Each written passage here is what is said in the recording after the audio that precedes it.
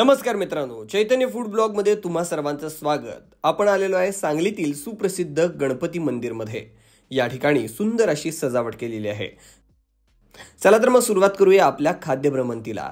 सगळ्यात पहिला स्पॉट आहे, बरेच दिवस माझ्या डोक्यामध्ये होता, तो स्पॉट आहे सांगलीकडून माधवनगरकडे जाणाऱ्या रोडवर वसंतदादा पाटील साखर कारखान्याच्या समोर डालचा राईसचा।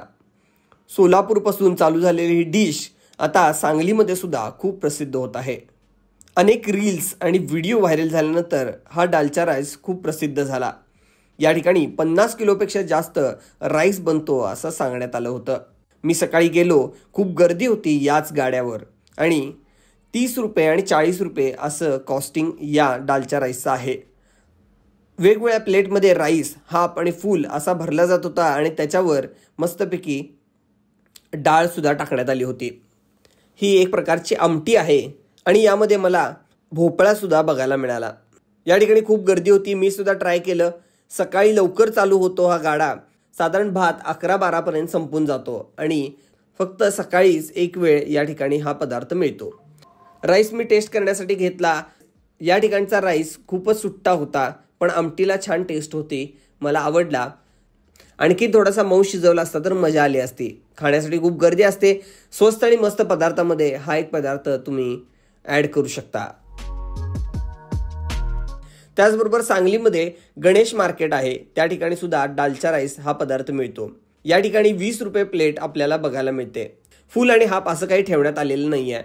20 रुपयाला भात आणि त्याबरोबर तांबडा रस्सा जसा असतो कोल्हापुरी तशा पद्धतीची आमटी त्याच्यावर दिली जाते। या ठिकाणचा राईस थोडासा मऊ होता, तर सगळ्यात पहिला खाल्लेला राईस थोडासा सुट्टा होता। त्यानंतर आम्ही गेलो सुप्रसिद्ध अशा हळद भवन या ठिकाणी। सांगलीमध्ये हळद भवनचे पोहे म्हटले की कोणीही पत्ता तुम्हाला सांगेल।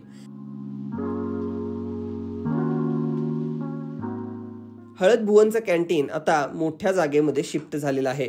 या ठिकाणी बसण्यासाठी खूप मोठी जागा आहे। कटवडा, मिसळ, त्याचबरोबर कांदा पोहे खाण्यासाठी खूप गर्दी असते। बघा केवढं मोठं पातेल आहे, यामध्ये कट तयार केलेला आहे आणि हा वड्यावर आता टाकला जात आहे। एकावेळी 50-60 अशा ऑर्डर येत राहतात आणि वडे प्लेटमध्ये भरले जातात, कट त्यावर ओतला जातो। खूपच मस्त माहोल होता आणि या ठिकाणची टेस्ट सुद्धा खूप भारी असते। मी अनेक वेळा या ठिकाणी खाल्लेला आहे, तुम्ही सुद्धा नक्की ट्राय करून बघा। मी कटवडाच घेतला, टेस्ट करून बघितला, खूपच छान टेस्ट होती। या ठिकाणी बादली भरून पोहे आणण्यात आले आणि बघा किती गर्दी आहे। कट सुद्धा अनलिमिटेड या ठिकाणी बादली भरून ठेवलेलाच असतो। या ठिकाणी ब्रेडची भाजी किंवा ब्रेडची उसळ म्हणतात, ती सुद्धा खूप प्रसिद्ध आहे।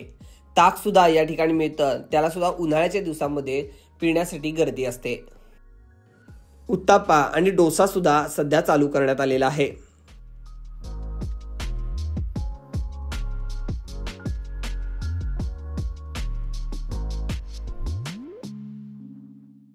आणि रेट कार्ड दिलेला आहे, बोर्डवर रेट सगळे दिलेले आहे, तुम्ही पॉज करून बघू शकता। या ठिकाणी खूप गर्दी असते, सकाळपासून दुपारपर्यंत अशाच पद्धतीने टेबल हे भरलेले असतात।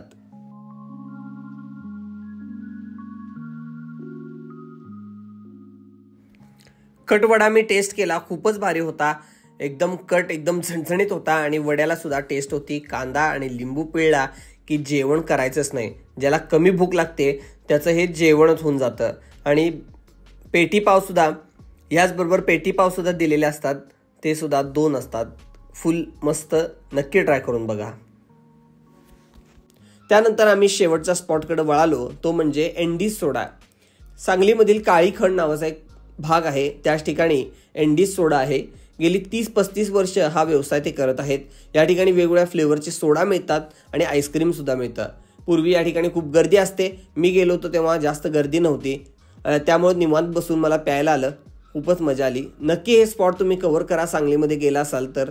आणि हा व्हिडिओ कसा वाटला कमेंट बॉक्समध्ये कमेंट करून कळवायला विसरू नका। धन्यवाद।